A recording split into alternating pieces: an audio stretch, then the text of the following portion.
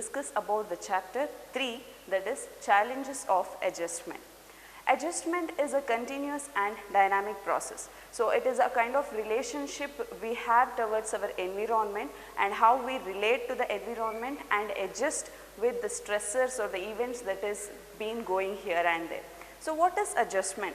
Adjustment, it's a process through which people manage to cope up with the demands and challenges that we face in everyday life. So it is a kind of process where we are managing ourselves to adjust to the demands and challenges. And in this process of adjusting ourselves to the challenges and demands which are imposed by the environment, what happens is we are to face with the different types of emotional, cognitive, physiological and behavioral consequences.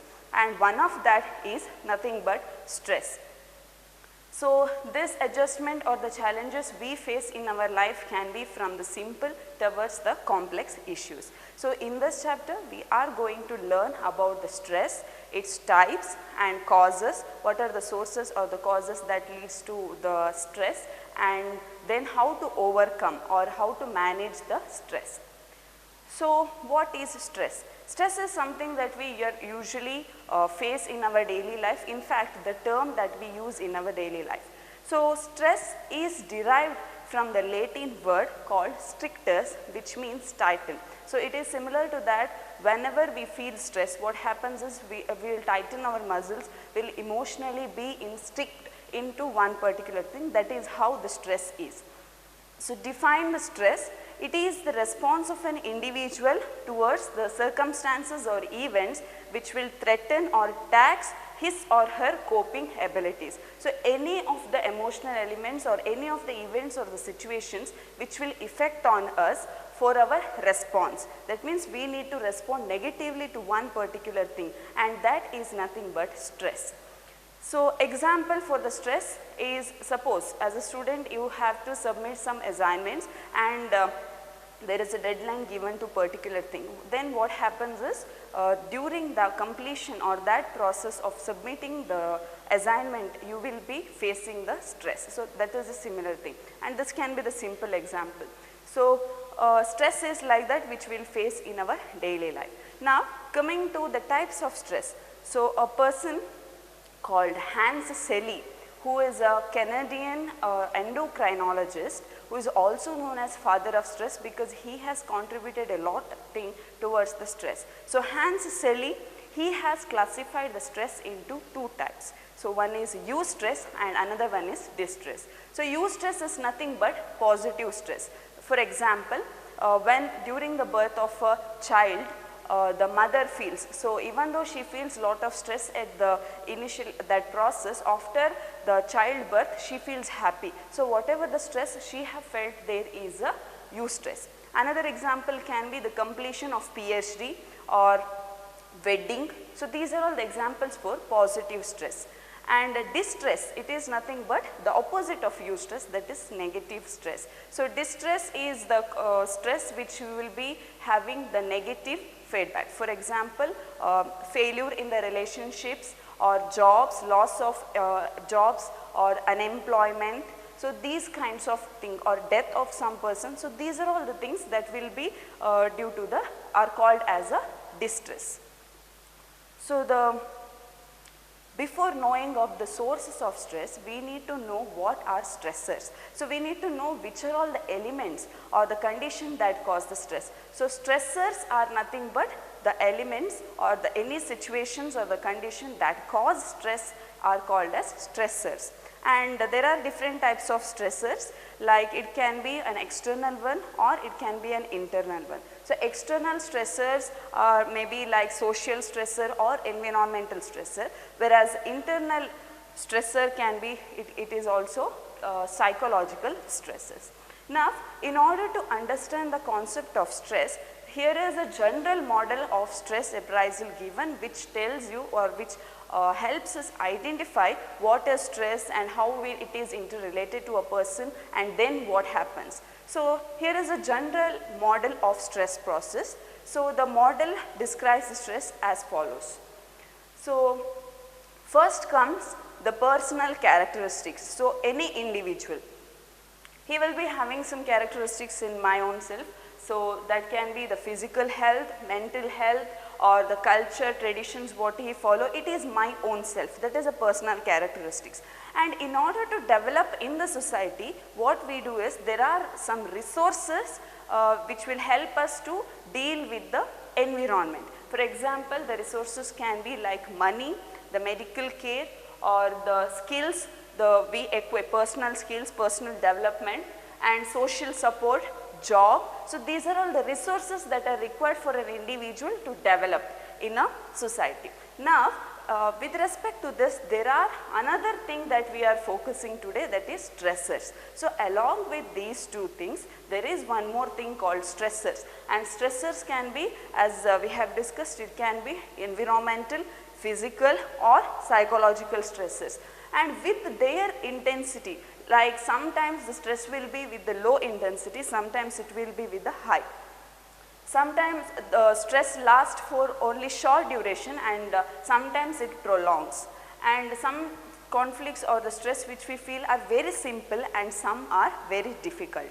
So some are suddenly arising, and some will be the expected stress. So like this, with the different form, the stressors will affect on the personal characteristics of an individual. So what happens when the stress occurs is, we will go for the next step, that is stress appraisal. So appraisal is nothing but it's an evaluation to cope up with the stressful event. So soon after we feel stress, what we will do is, we will go for the stress appraisal. That means we will try to understand what the stress is and evaluate, and then we will take up various measures to understand or to cope up with the stress. Like we will think of some measures like how to cope up with the stress, why is it so much harmful for me, like this. So that thing or that process is nothing but the stress appraisal.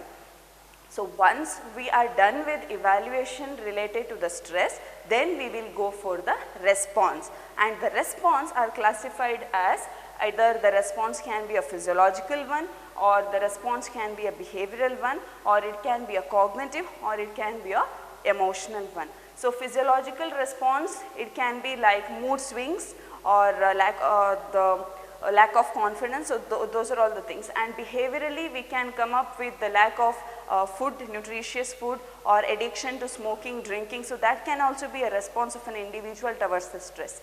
Or the cognitive effect. So cognitive response a person gives is, again, he may be blocked in the thought, he may not be taking up the decisions properly, poor decision making, lack of concentration. So these are all the cognitive effects. And emotionally also, an individual becomes very numb in reacting to something. So this is about the general model of stress process, which explains how the stress is interrelated to an individual, and what is the next thing we do after the stress, and then it is the response, which are the response that can be given here. Okay. As we have discussed in the general model of stress process, so soon after we are affected by stress, what happens to us is, we will be evaluating about that stress, and that is nothing but appraisal, stress appraisal. So we will just see what happens in the cognitive appraisal, how we will be able to cope up with the stress that has been identified. So in the cognitive appraisal, what happens is, we will start understanding our environment, and based on that understanding, we will start responding towards the stressor. So this process is nothing but cognitive appraisal. So here 4 aspects are involved in understanding about that stressor. The first thing is nature and demand.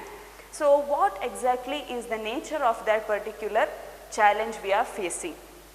How is it affecting, whether it is affecting in very complex way or in a simple way, and what is exactly the demand of that stress. So this is the first thing we are going to apprise. And the second thing is the resources that are available in that particular situation. So before understanding the, like when we are understanding the situation, what we have to do is we have to note down the factors that are available or the resources.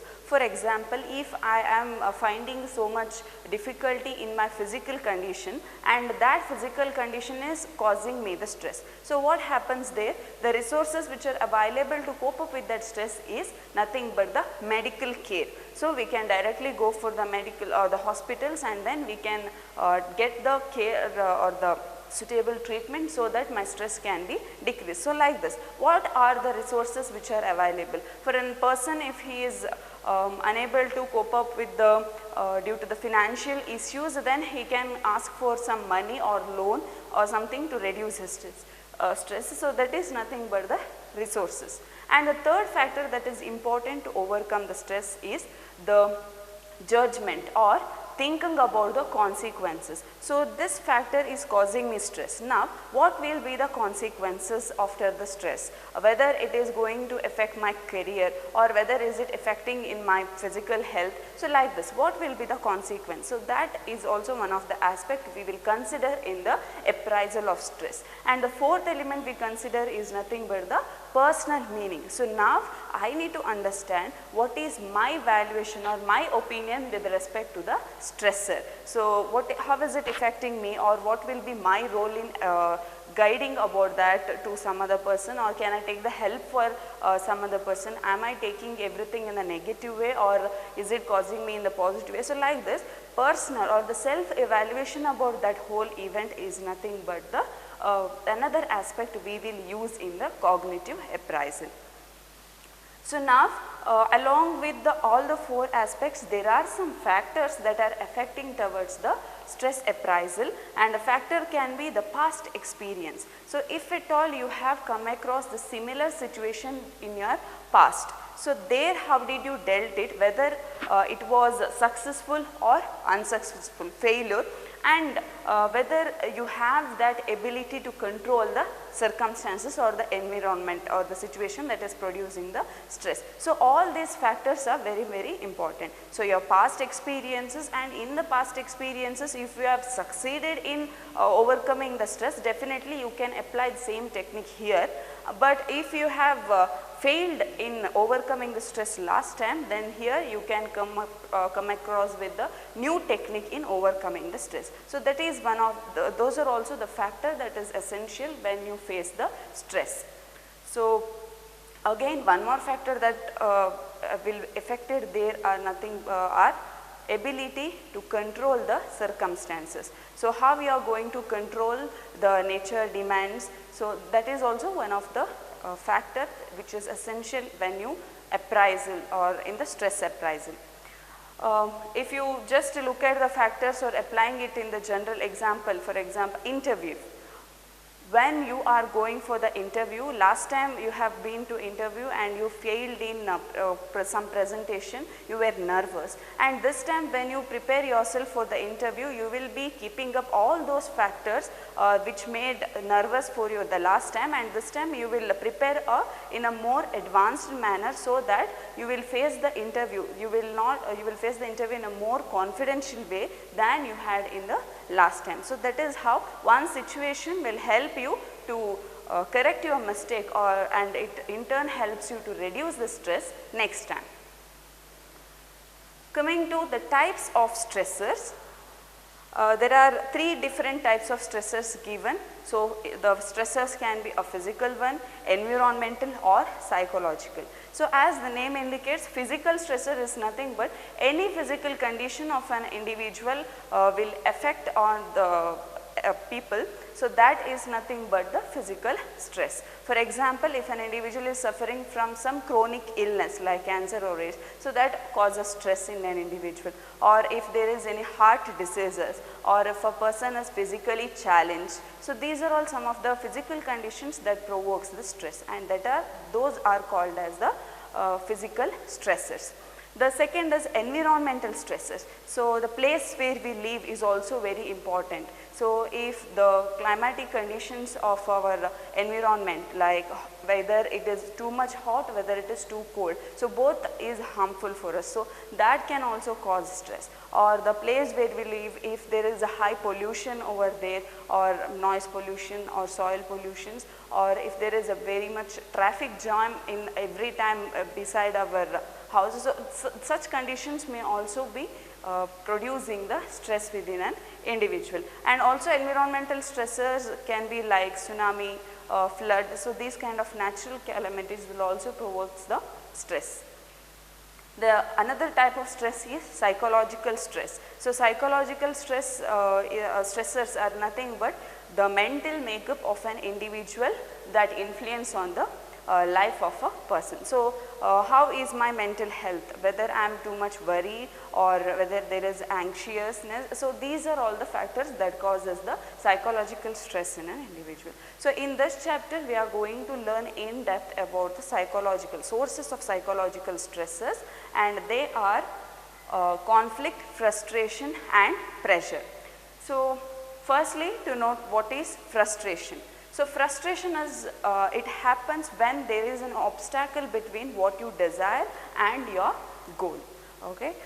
If you desire to be attended in the class at around 9 AM, but due to the traffic jam you cannot attend the class at 9 AM. So this simple issue will also bring frustration within a student. So that is an example for frustration. So when you are not able to reach a goal that you need to, so that will also cause the stress.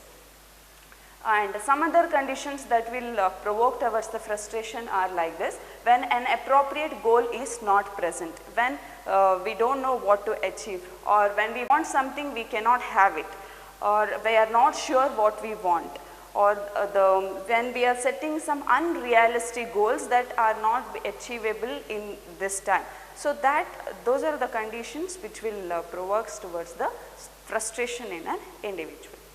So frustration is said to be highly stressful because whenever an individual fails to achieve a particular goal, what they desire to, what happens is that will be resulted in the self-devaluation. So self-devaluation is nothing but an individual starts feeling himself or herself as a failure, and she or he thinks that I am not able to achieve anything, or I am not able to succeed in my future. So those negative attitudes will be developed due to the frustration. So so it is said that frustration need to be handled properly in a very earliest way, because when it develops in the, or it extends for the long time, that may develop later, that may cause into the development of some disorders. So some of the sources that causes stress, like it can be an external source or it can be an internal source. So external sources that cause frustration are like this: unemployment, death of the breadwinner. So death of breadwinner in the sense, if father is the only source of income for a particular family, and if he is died, then what happens, entire family will be under frustration because they don't have a source of income there. Or it can be a chronic sickness, for example HIV AIDS or the cancer. So those deadly diseases are affected to any of our family member, then entire family will be under frustration. Or it can be some accidents or natural calamities like flood, tsunami. So these are all the external sources that may cause towards the frustration. Or internal causes can be like poor emotional control within an individual, or poor intelligence level. So those are all some of the elements. Or if the physical health or the condition is very bad, or if the person has not equipped with the essential skills that he required to in the communication. So these are all the things, internal things, or the sources, internal sources that will develop later towards the frustration. So that's all about the frustration. The second psychological source of stress we are discussing is conflict. So what is conflict? When two or more incompatible motivations or the behavioral impulses compete for the expressions, that results in the conflict. For example, there will be two goals before you, and sometimes both the goals are likable to you, and sometimes both the goals you don't like. but the thing is you need to choose among them one. So when this happens, when this situation comes, an individual ends up with the concept called as conflict. So as I told you, the conflict occurs between the two incompatible motivations or incompatible desires when you have. So in the approach conflict, you will be having the two options and you have to choose one among them, wherein both the goals are equally important for you. So at that time, whatever the conflict you feel, and that is called as approach conflict. For example, if a child is given an option to choose between ice cream and a sweet candy. So what happens, or ice cream and a chocolate. If a child is given an option between chocolate and if a child is given an option between ice cream and a chocolate and ask her to choose. So what happens is the child becomes confused, and that may result in the approach conflict, because here the child wants both of them and but she need to choose between the both of them, that is one. And the next conflict is the avoidance conflict, which is opposite to that of approach conflict. Here the individual is asked to choose between the two unliked goals. So the goals here, the option which is given here for the goals are disliked by the individual, but he need to choose among them one. So that will result in the avoidance conflict. For example, if an individual who is suffering from the backache is given an option like whether he need to go for a surgery or he need to live with the pain till the long time. So that is nothing but avoidance conflict. Or another example can be when you ask an obese person to either choose the gymnastics or to have the food control in order to prevent the health risk. So this is nothing but avoidance conflict. And the third approach we have is an approach avoidance conflict. So here what happens, we either approach the goal or sometimes we will also avoid the same goal. So the third approach we have is approach avoidance conflict. Here the intensity or the desire we have towards the goal is like we will approach the goal, at the same time there may be a situation where we will avoid the goal. For example, if an individual is offered with some promotion in the job, so promotion is approachable for a person, but when at the same time when he is asked to vacate the place to and go to some other country for the job, then that will be an avoidance. So the same goal which will be approachable as well as avoidable. So that those kind of goals are called as an approach avoidance conflict.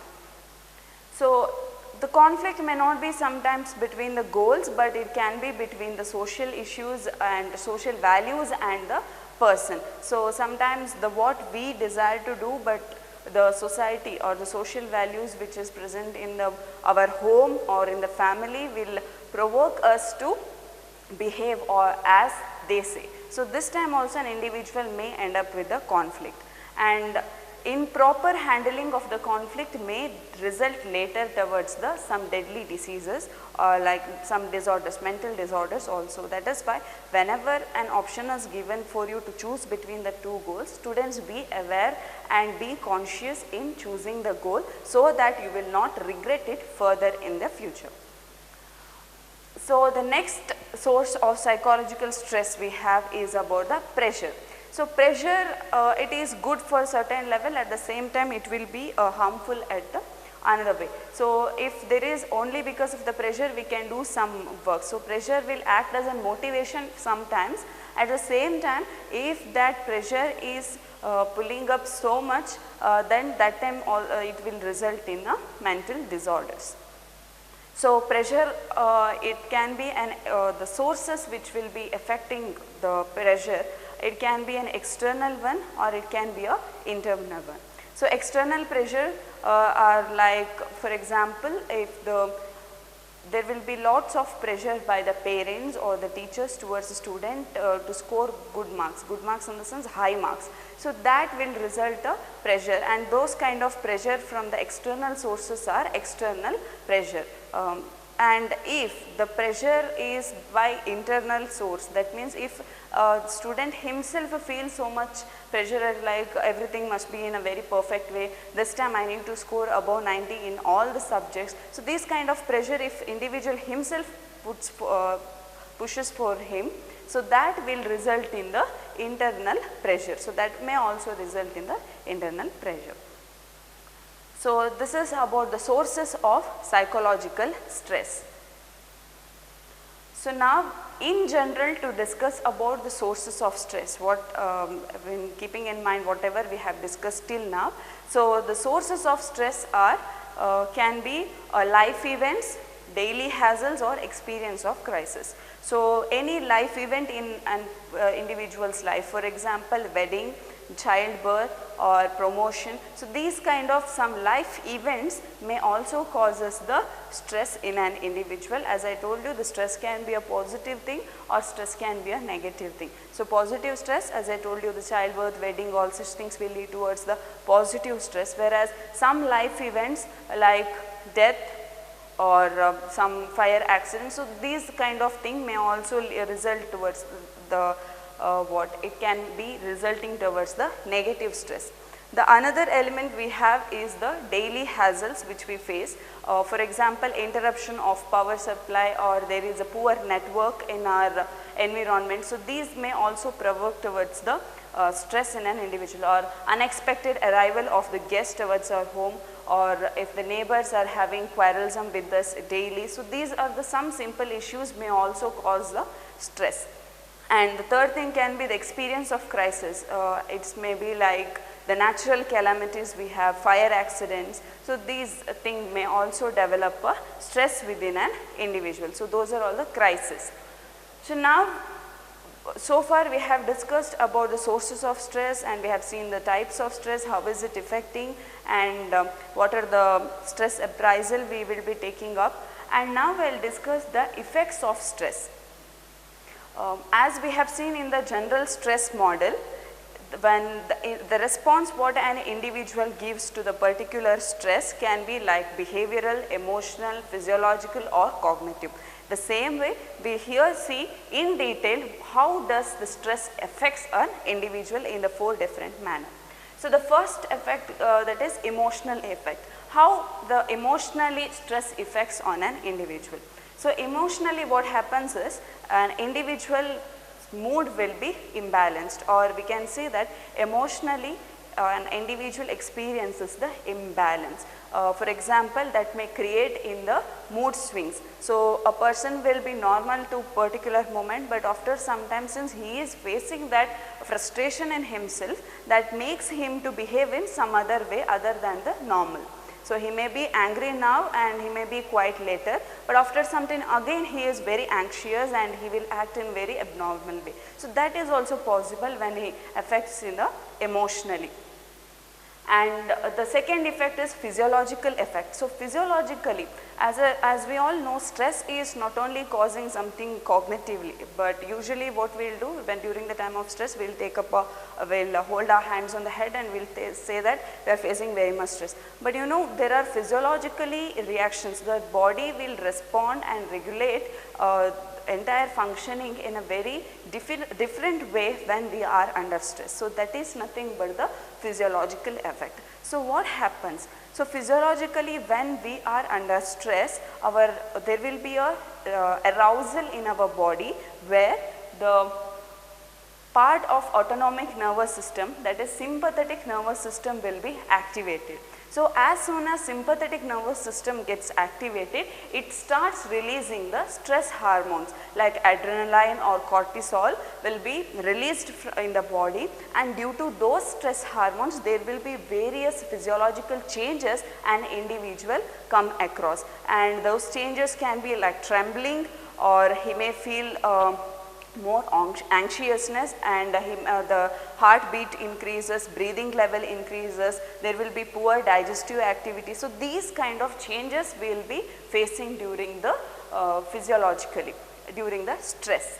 And these stress hormones which will be regulated in our body will provoke us either to fight or towards the flight response. So whenever there is arousal in the body, it makes us to face the stress by fight or flight response, where an individual need to fight the stress or individual need to escape from that particular situation. So this will be activated as a physiological effect. So after some time what happens, the physiologically the sympathetic nervous system it's active, and soon after that parasympathetic nervous system will be activated, which calms down all our stress to a normal level. And if at all it is not normal as soon as possible, what happens, it may lead towards some other external damage in our body.